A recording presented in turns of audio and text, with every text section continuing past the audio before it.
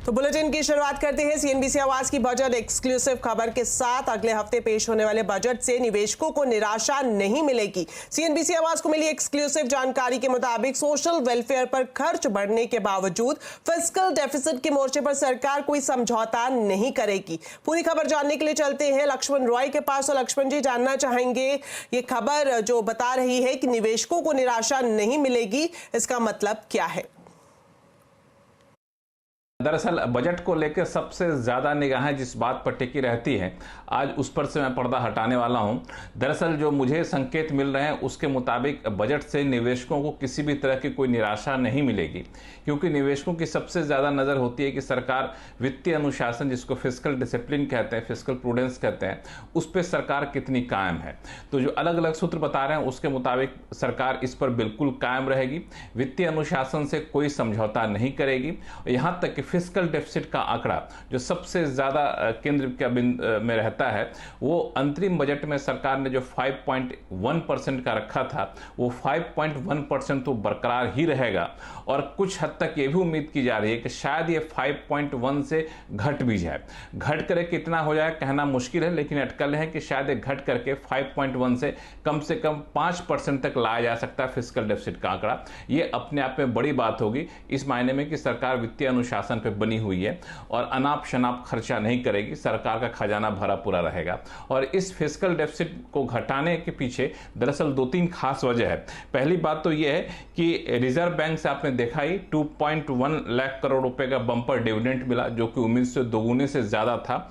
Direct tax की वसूली में अब तक 23% से ज्यादा की बढ़ोतरी देखने को मिल चुकी है। अप्रैल मई में जीएसटी की वसूली 11% से ज्यादा बढ़ चुकी है, पिछले साल की इसी अवधि से तुलना कर रहा हूं। और इन सब के बीच सब्सिडी में बहुत ज्यादा खर्च होने की गुंजाइश नहीं दिख रही है, चाहे फर्टिलाइजर सब्सिडी हो, ऑयल सब्सिडी हो। तो दूसरे मुद्दों पर जैसे होम लोन सब्सिडी हो, वहां पे थोड़ी बहुत बढ़ोतरी मिलेगी, लेकिन इन सब के बावजूद सरकार फिस्कल डेफिसिट के आंकड़ों को मेंटेन करके रखेगी। हो सकता है इसमें कटौती भी कर दे और कोई ऐसे भी बदलाव नहीं करेगी जिससे निवेशकों को कोई मायूसी हाथ लगे। तो ये बजट मुझे लगता है कि इस मायने में बहुत ही सकारात्मक रहने वाला है। शुक्रिया लक्ष्मण जी इस पूरी जानकारी के लिए। वहीं ई कॉमर्स और कंस्ट्रक्शन सेक्टर में काम करने वाले अस्थायी कर्मचारियों यानी गिग वर्कर्स के लिए भी बजट में बड़ा ऐलान हो सकता है। हमें मिली जानकारी के मुताबिक गिग और प्लेटफॉर्म वर्कर्स को एक्सीडेंटल और मेडिकल इंश्योरेंस का तोहफा मिल सकता है। इस खबर पर ज्यादा डिटेल के साथ अब जुड़ गए हैं आलोक प्रियदर्शी। तो आलोक, बताएं गिग वर्कर्स के लिए क्या गुड न्यूज बजट में हो सकती है? बिल्कुल, देखिए, जो ऐसे कर्मचारी जो अस्थायी होते हैं, टेम्पररी होते हैं, उनके लिए अभी तक कोई सोशल सिक्योरिटी नहीं होती है। लिहाजा इस बार बजट में सरकार इनके लिए एक बड़े कदम का ऐलान कर सकती है। सीएनबीसी आवाज को सूत्रों से जानकारी मिली है कि सरकार सोशल सिक्योरिटी फंड के गठन का ऐलान कर सकती है, जिसके जरिए उन्हें medical facility, insurance, accidental insurance भी उनको मिल सकेगा। इसमें सबसे बड़ी बात होगी कि ये कंट्रीब्यूटरी फंड होगा, जिसमें जो कर्मचारी होगा उसका कंट्रीब्यूशन होगा, एग्रीगेटर जिस प्लेटफॉर्म पे वो लोग काम करते हैं उनका भी कंट्रीब्यूशन होगा, और साथ ही साथ सरकार भी उसमें कंट्रीब्यूट करेगी ताकि उनको इस तरह के एक्सीडेंटल और मेडिकल बेनिफिट्स मिल सकें। इसके लिए जो मेडिकल बेनिफिट्स के लिए जो ESIC है, एम्प्लॉयज स्टेट इंश्योरेंस कॉर्पोरेशन जैसे संस्था से उनको मेडिकल फैसिलिटी मिल सकती है, क्योंकि अभी तक ये सिर्फ फैसिलिटी जो राज्य सरकार कर्मचारी और खासतौर से जो रेगुलर कर्मचारी होते हैं उनको मिलती है, क्योंकि उनका प्रीमियम रेगुलरली जमा होता है। लेकिन ऐसे वर्कर जिनका प्रीमियम रेगुलरली जमा नहीं होता, उनको इस सोशल सिक्योरिटी फंड के जरिए पेमेंट किया जाएगा और उनको ये सुनिश्चित किया जाएगा कि उनको medical facility, insurance facility, death और डिसेबिलिटी कवर जैसी चीजें उनको मिल सके। तो ये एक बड़ा फैसला इस बार बजट में किया जा सकता है। लेबर जो कोड है, जिसके तहत सोशल सिक्योरिटी कोड 2020 है, उसमें इस तरह का प्रपोजल है, लेकिन इस बार सरकार उसको अमली जमा पहनाने की तैयारी कर सकती है। इस बार बजट में इसका ऐलान किया जा सकता है। शुक्रिया आलोक इस पूरी जानकारी के लिए।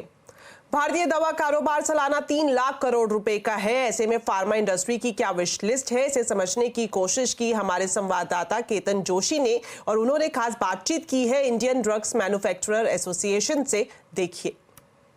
फार्मा सेक्टर की इस बजट से काफी उम्मीदें हैं। चिराग भाई, बताइए क्या चाहते हैं वित्त मंत्री से? अब बेसिकली स्मॉल और मीडियम स्केल इंडस्ट्री जो पूरे इंडिया में फ्लरिश हुई हैं फार्मास्यूटिकल सेक्टर के अंदर, और उसमें जब गवर्नमेंट ने प्रावधान दिया है कि भी कंपल्सन अभी शेड्यूल M के हिसाब से सब यूनिट को अपग्रेड करना है, तब सबसे ज़रूरी बात ये आई है कि इनको स्मॉल और मीडियम स्केल इंडस्ट्री को फंड की ज़रूरत पड़ेगी। अभी जो एलोकेशन किए हैं वो इतना सफिशिएंट नहीं है कि ये सब स्मॉल और मीडियम स्केल इंडस्ट्री अपग्रेड कर पाए।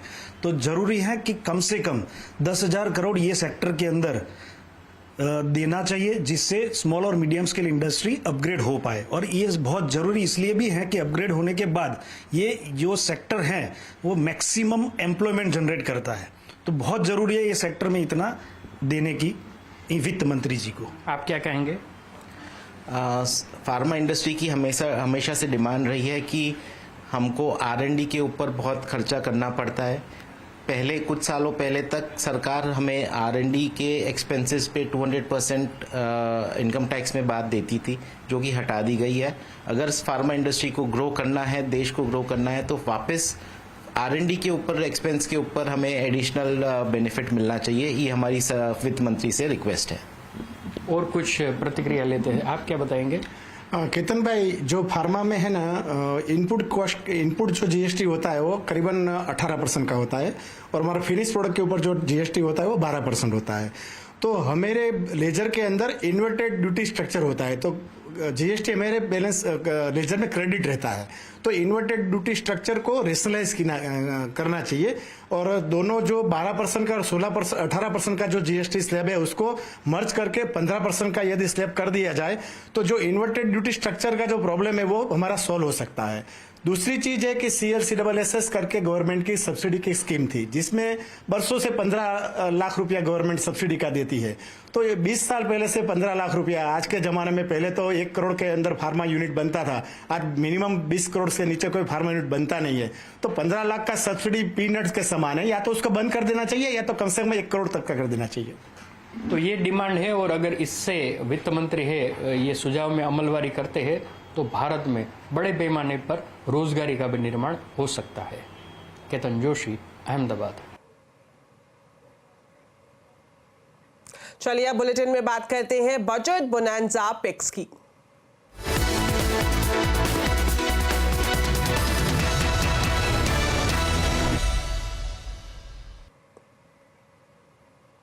तो बजट बोनांजा में आज हम आपको बताते हैं अमित सेठ और मयूरेश जोशी की बजट पिक्स। मेरी नजर में सीमेंट सेक्टर, और यहाँ से पर्टिकुलरली मेरे को अल्ट्राटेक सीमेंट का चार्ट काफी अच्छा लग रहा है। यहाँ पे चार्ट में डेली, वीकली, मंथली चार्ट्स पे ब्रेकआउट इन प्लेस है। डेली चार्ट्स देखें तो यहाँ पे हायर लो का स्ट्रक्चर बहुत ब्यूटीफुली इंटैक्ट है। अल्ट्राटेक में नजर रखें, स्टॉक थोड़ा पुल बैक मोड में, इट इज होल्डिंग इट्स 20 डेमा, तो इसे बाय करें। स्टॉप लॉस लगभग रखेंगे 11,200 का, और टारगेट्स रहेंगे 12,400 के अल्ट्राटेक सीमेंट। ई मुद्रा, इसको आपको फोकस में रखना चाहिए। सर्टिफाइंग अथॉरिटी है, साइबर सिक्योरिटी में एक बहुत बड़ी भूमिका ये निभाते हैं। तो ये दोनों सेगमेंट जो इनके पास है, सॉल्यूशंस और trust business, is expected to do very very well going forward. Obviously numbers में थोड़ी आई थिंक कमी आई है, but the reason for the last year was कि वो री इन्वेस्टमेंट्स कर रहे हैं नए नए ग्रोथ मार्केट्स में, और नए ग्रोथ मार्केट्स में री इन्वेस्ट करने की वजह से मार्जिन 30 या 31% के आसपास, एंड रिटर्न रेशियो जो 15% पे आया था ROEs, they should now start expanding as new markets start picking up volumes in terms of top line growth. तो ये मुद्रा में लगता है एक अच्छा विकल्प हो सकता है 18 से 20% के अपसाइड पे। तो बजट आने में अब चंद दिनों का ही वक्त बचा है। ऐसे में सबकी नजरें इस पर टिकी हैं कि वित्त मंत्री का फोकस किस पर होगा। बजट में क्या कर सकती हैं वित्त मंत्री, इस पर एक्सिस सिक्योरिटीज ने एक रिपोर्ट निकाली है। क्या है रिपोर्ट में, बता रहे हैं यतिन मोता। देखिए, हर दिन हम एक बजट के ऊपर ब्रोकरेज रिपोर्ट का व्यू ले आते हैं, और आज अगर हम बात करें एक्सिस सिक्योरिटीज़ की, तो इनका मानना है कि जो सरकार का फिस्कल डेफिसिट टारगेट है वो काफ़ी स्मूथ रहने वाला है इस टाइम, क्योंकि RBI से स्पेशल डिविडेंड भी आया है और टैक्स कलेक्शन काफ़ी बॉयंट रहे हैं। तो FY25 के लिए मान के चलिए 5.1% के आसपास का फिस्कल डेफिसिट अनुमानित है, और अगले साल का टारगेट सरकार 4.5% के आसपास रख सकती है, और किसी भी प्रकार का कॉम्प्रोमाइज़ यहाँ नहीं होना चाहिए। और हमने देखा है कि ज़्यादातर brokerage fiscal deficit current year का 5% और अगले साल का 4.5% मान के चल रहे हैं। इसके अलावा फोकस जो है केपेक्स पे चलता रहेगा, क्योंकि जो प्राइवेट सेक्टर है यहाँ केपेक्स अभी भी लैगिंग है। तो सरकार की कहीं ना कहीं एक रिस्पॉन्सिबिलिटी है कि जॉब क्रिएशन के लिए केपेक्स की जो लागत है उसको बढ़ाया जाए, और ख़ास करके रूरल मार्केट्स में, अर्बन डेवलपमेंट प्रोजेक्ट्स में सरकार एक बड़ा कंट्रीब्यूशन कर सकती है इस साल। Road railways obviously focus areas तो रहेंगे ही, और यहाँ आवंटन साल दर साल बेसिस पे 10 से 15% बढ़ सकता है। इसके अलावा अगर हम रूरल मार्केट्स की बात करें, अफोर्डेबल हाउसिंग की बात करें, तो क्लियरली सरकार का ये टाइम का फोकस उस पर्टिकुलर सेगमेंट्स पे रह सकता है। और जॉब क्रिएशन की बात करें तो उनके स्पेसिफिक सेक्टर्स में भी आपको बढ़त देखने को मिलेगी, ऐसा एक्सिस का मानना है। टॉप पिक्स की बात करें बजट के लिए तो जहां तक कि एक्सेस सिक्योरिटीज का सवाल है, इनको लगता है hero MotoCorp, UltraTech cement, Nestle, NTPC जैसे लार्ज कैप काउंटर्स में खरीदारी करनी चाहिए। इसके अलावा मिड कैप में उनको जो पसंद आ रहे हैं स्टॉक्स, उनमें प्राज इंडस्ट्रीज, आइनॉक्स विंड, जे कुमार इंफ्रा, आलूवालिया कॉन्ट्रैक्ट्स और वी मार्ट जैसे काउंटर्स भी दिखाई पड़ रहे हैं। और दूसरे काउंटर्स जहां उनका कवरेज नहीं है या एमएनएम रूरल थीम पे, पावर ग्रिड पावर सेगमेंट में वाटेक, वाबाग, बीएल, क्योंकि डिफेंस सेक्टर में भी अच्छा अट्रैक्शन है, तो ये 3-4 वो स्टॉक्स हैं जहां वो अपने कवरेज के बाहर भी स्टॉक्स को पसंद कर रहे हैं।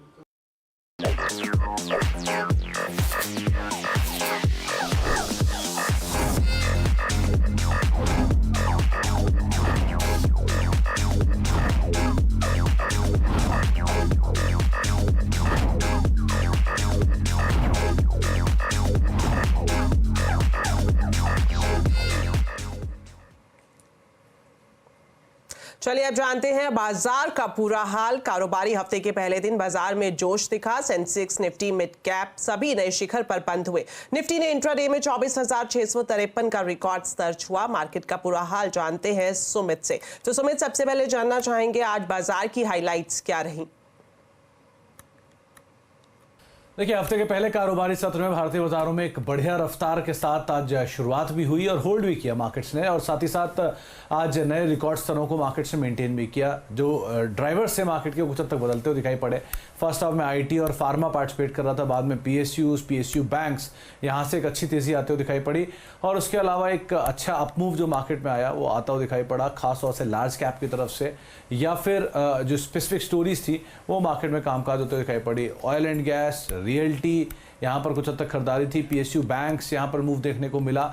इसके अलावा ऑटो, एनर्जी यहाँ पर खरीदारी देखने को मिली। आईटी थोड़ी बहुत प्रॉफिट टेकिंग की चपेट में आज के सत्र के अंदर आता हुआ दिखाई पड़ा। सुमित, किन शेयर्स और सेक्टर्स में ज्यादा एक्शन आज के दिन दिखाई दिया?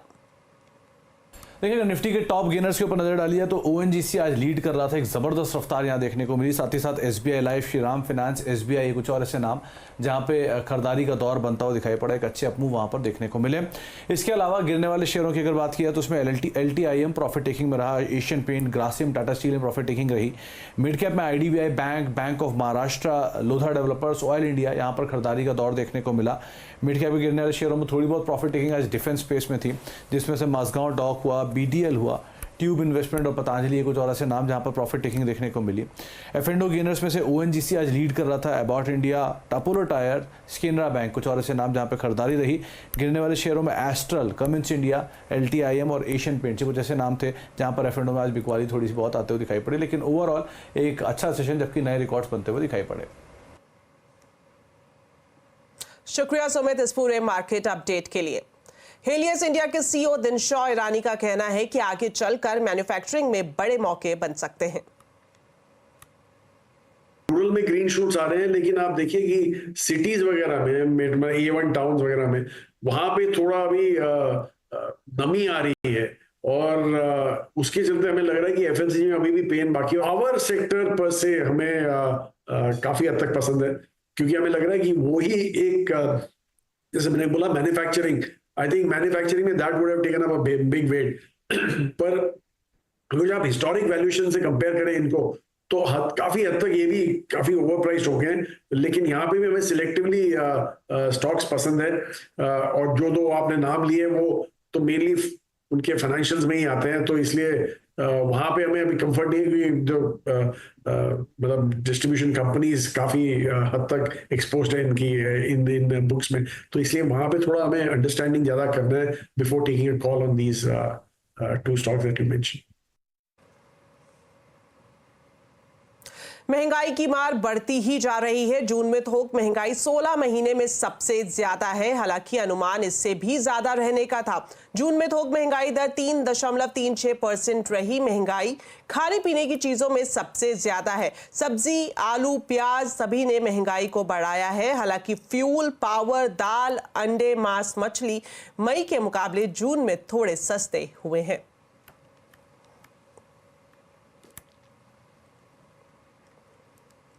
फर्जी आधार कार्ड के आधार पर जीएसटी नंबर लेने से रोकने के लिए भारत सरकार ने बड़ा कदम उठाया है। सरकार ने अपने पायलट प्रोजेक्ट की शुरुआत गुजरात से कर दी है। सरकार के पायलट प्रोजेक्ट फेस ऑथेंटिकेशन के जरिए आधार बेस आइडेंटिटी वेरिफिकेशन सेवा पूरे देश में पहली बार गुजरात से शुरू हुई है। गुजरात के वित्त मंत्री कन्हूभाई पटेल ने 12 केंद्रों से इसकी शुरुआत की। कन्हूभाई पटेल ने कहा कि इसकी सफलता के बाद धीरे धीरे ये सेवा देश में लागू की जाएगी।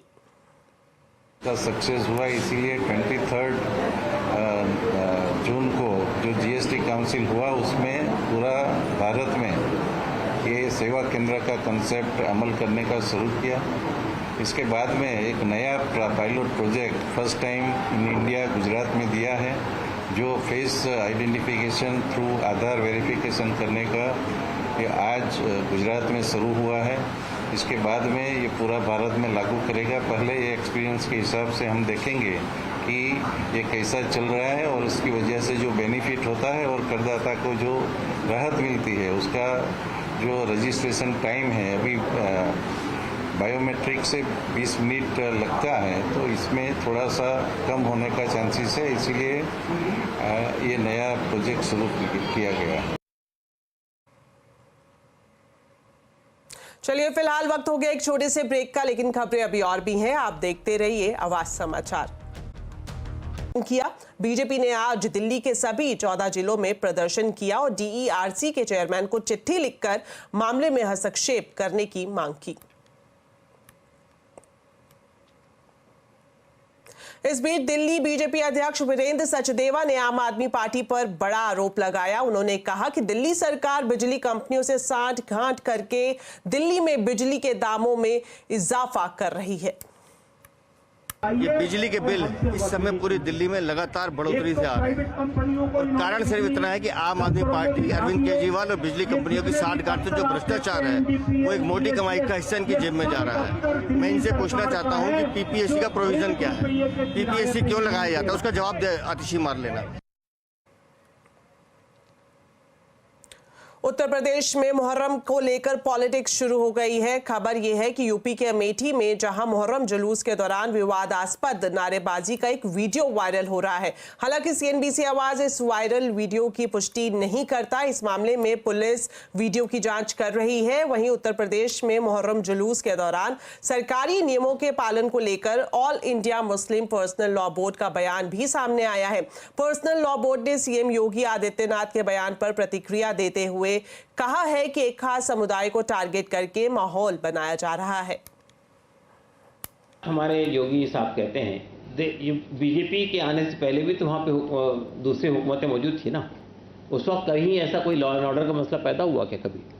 कभी कांवड़ियाँ की यात्राएं निकलती हैं, मुहर्रम के जुलूस निकलते हैं, नमाजें पढ़ी जाती हैं, कभी कोई कंट्रोवर्सी नहीं पैदा हुई हमारे देश के अंदर। और आज की बात नहीं कर रहा हूँ मैं, सदियों से हिंदू मुसलमान साथ रहते हैं, सब एक दूसरे का आदर और सम्मान करते हैं। ये जो सिचुएशन आज पैदा हुई है, किसने पैदा की है? आप सब जानते हैं, बोलने की जरूरत नहीं है।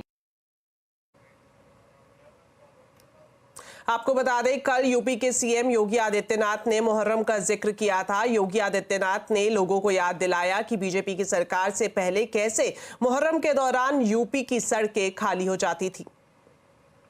याद करिए, इसी मुहर्रम के समय में सड़कें खाली हो जाती थी, सूनी हो जाती थी। आज मुहर्रम आयोजित हो रहा है, इसका पता भी नहीं लग रहा है। ताजिया के नाम पर घर तोड़े जाते थे, पीपल के पेड़ काटे जाते थे, सड़कों के तार हटाए जाते थे, पुल तोड़ दिए जाते थे। आज कहा जाता है किसी गरीब की झोपड़ी नहीं हटेगी। आज कहा जाता है कोई तार नहीं हटेगा। तो इस बीच समाजवादी पार्टी ने यूपी सरकार पर बड़ा आरोप लगाया है। समाजवादी पार्टी के सांसद जिया उर रहमान ने कहा कि यूपी में मुसलमानों के त्योहारों में अड़चन डाली जा रही है। ताजिएदारों पर दबाव बनाकर छोटे ताजिए निकालने का स्टेटमेंट जबरन लिखवाया जा रहा है। उन्होंने ये भी कहा कि यूपी में समाजवादी पार्टी की सरकार आएगी तो मुस्लिम धर्म का सम्मान होगा। योगी जी पहले इस बात को कहने से पहले सोचे कि लोग डर से सड़क खाली नहीं करते बल्कि दूसरे के सम्मान में सड़कों को खाली करते हैं। अगर हिंदू समाज का कोई त्योहार, कोई जुलूस निकल रहा है तो मुसलमान डर कर खाली थोड़ी कर रहा है सड़क को, वो उसके सम्मान के लिए खाली करता है कि उनका जुलूस निकल जाए और कोई अड़चन पैदा नहीं हो। ये चीज़ दिखाना कि हम सड़कें जो खाली हो जाती थी ये लोगों को गुमराह करना है। कहा कि पेड़ नहीं कटेगा, तार नहीं कटेंगे, तो पेड़ तो कटता ही नहीं था। पेड़ कब कटे? तार जरूर कटते थे लेकिन तारों को नहीं कटवाया जा रहा। ये अपना आदेश उन्होंने थोपा गया है। लोकसभा चुनाव में उत्तर प्रदेश में बीजेपी को बड़ा झटका क्यों लगा, इसे लेकर लखनऊ में बीजेपी के बड़े नेताओं ने मंथन किया। इस बैठक में बीजेपी के राष्ट्रीय अध्यक्ष जेपी नड्डा, मुख्यमंत्री योगी आदित्यनाथ, यूपी बीजेपी के अध्यक्ष भूपेंद्र चौधरी समेत कई नेता मौजूद थे। इस समीक्षा बैठक में सीएम योगी आदित्यनाथ ने बड़ी बात कही। उन्होंने अति आत्मविश्वास को पार्टी की हार की वजह बताया। साथ ही पार्टी में जोश भरते हुए उन्होंने कहा कि बीजेपी को किसी भी तरह से बैकफुट पर आने की जरूरत नहीं है। योगी आदित्यनाथ ने यह भी कहा कि यूपी उपचुनाव में बीजेपी सभी 10 की 10 सीटें जीतेगी। तो विश्वास में कि हम तो जीत ही रहे हैं, तो स्वाभाविक रूप से वहां पर कहीं ना कहीं हमें खामियाजा भी भुगतना पड़ता है। विधानसभा को चुनाव भी जिताया, नगर निकायों में भारी सफलता प्रदान कराई, सर्वाधिक चेयरमैन और सर्वाधिक पार्षद भी जिताए और आजमगढ़ और रामपुर के उपचुनाव में भी विजय पताका भारतीय जनता पार्टी ने अपना गाड़ने का काम किया था। कोई कारण नहीं 10 की 10 उपचुनाव फिर से भारतीय जनता पार्टी अपने पक्ष में करने में सफल हो, लेकिन इसके लिए आज से जुड़ना पड़ेगा, लगना पड़ेगा। तो बीजेपी की इस समीक्षा बैठक में जेपी नड्डा ने चुनावी नतीजों का जिक्र करते हुए आरोप लगाया कि विपक्ष भ्रम फैलाने की साजिश में सफल हो गया, जिसका असर चुनावों पर पड़ा। कि लोगों में भ्रम फैलाने की कोशिश हुई कि संविधान समाप्त हो जाएगा, संविधान पर आघात होगा, संविधान को हम तोड़ मरोड़ देंगे। मैं ये पूछना चाहता हूं, ये संविधान के साथ छेड़छाड़ करने का काम का इतिहास किसका है? और मैं चाहूंगा कि आगे आप ये बात जन जन तक पहुंचाएं। कौन सी ऐसी पार्टी है जिसको इलाहाबाद हाई कोर्ट ने एक बार कह दिया कि प्रधानमंत्री का चुनाव गलत है और गलत के साथ साथ उनको प्रधानमंत्री के पद पर रहना नहीं चाहिए, तो वो संविधान बदल देते हैं? बीजेपी के इस मंथन में क्या निकला समाधान और बीजेपी के लिए कितनी बड़ी है चुनौती, आज आवाज अड्डा में इसी पर करेंगे बड़ी चर्चा शाम 7:57 पर।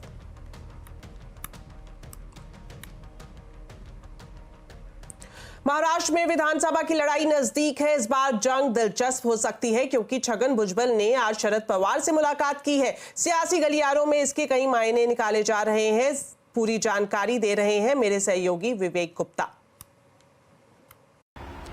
आज अचानक अजीत पवार गुट के नेता और महाराष्ट्र सरकार में मंत्री छगन भुजबल शरद पवार से मिलने के लिए उनके घर सिल्वर ओक पहुंच गए। सबसे चौंकाने वाली बात यह है कि छगन भुजबल ने शरद पवार से मिलने के लिए कोई भी अपॉइंटमेंट नहीं लिया था और छगन भुजबल शरद पवार के बंगले पर 1.5 घंटे तक उनका इंतजार करते रहे। लेकिन बाद में दोनों नेताओं के बीच बातचीत हुई। 30 मिनट तक ये दोनों मुलाकात करते हुए नजर आए। लेकिन सबसे बड़ा सवाल ये खड़ा हो रहा है कि आखिरकार छगन भुजबल बगैर अपॉइंटमेंट के क्यों आनंद फानन में शरद पवार के यहाँ पहुंच गए। जब इस पूरे बातचीत पर छगन भुजबल से मीडिया ने बातचीत की तो उन्होंने कैमरे के सामने कहा कि ओबीसी मुद्दा और मराठा मुद्दे को लेकर वो शरद पवार से मिलने पहुंचे थे। इस मुलाकात को राजनीतिक रंग ना दिया जाए, कोई भी जो खबरें राजनीतिक हैं उसमें सवाल खड़े न किया जाए, इसलिए ये मुलाकात सिर्फ और सिर्फ ओबीसी और मराठा आरक्षण को लेकर हुई है, जिसको लेकर आज छगन भुजबल ने मीडिया से बात भी की है और यही वजह है कि वो आज शरद पवार से मिलने के लिए उनके बंगले पहुंचे हैं। लेकिन राजनीतिक हलचल काफी ज्यादा बढ़ चुकी है इस मुलाकात के बाद और जो राजनीतिक विशेषज्ञ हैं और जो सूत्र हैं वो बता रहे हैं कि ओबीसी और मराठा आरक्षण सिर्फ एक मुद्दा है, ये बात कहने के लिए कि वो शरद पवार से मिलने पहुंचे हैं, लेकिन इस मुलाकात के पीछे कुछ और भी चल रहा है और फिर कहा जाए कि आने वाले दिनों में इस मुलाकात के जो अर्थ है वो बहुत कुछ सामने आने वाला है। अमेरिका के पूर्व राष्ट्रपति डोनाल्ड ट्रंप पर हुए जानलेवा हमले के बाद राष्ट्रपति जो बाइडेन ने अपने संबोधन में हमले की निंदा की है। बाइडेन ने कहा कि हम अपने इतिहास में बहुत हिंसा झेल चुके हैं, अमेरिका की सुलगती राजनीति के दौर में शांत रहने का वक्त है। ट्रंप पर रविवार को सुबह बटलर शहर में एक चुनावी रैली के दौरान हमला हुआ था, जिसमें वो बाल बच गए। असॉल्ट राइफल से चली गोली उनके कान को छूती हुई निकल गई। ट्रंप की सुरक्षा में तैनात सीक्रेट सर्विस के स्नाइपर्स ने 20 साल के हमलावर को तुरंत ढेर कर दिया। उसकी पहचान थॉमस मैथ्यू क्रूक्स के तौर पर हुई है। फायरिंग में एक आम आदमी की भी मौत हो गई है। एफबीआई ने कहा कि अब तक की जांच से संकेत ये मिला है कि शूटर ने अकेले ही घटना को अंजाम दिया है।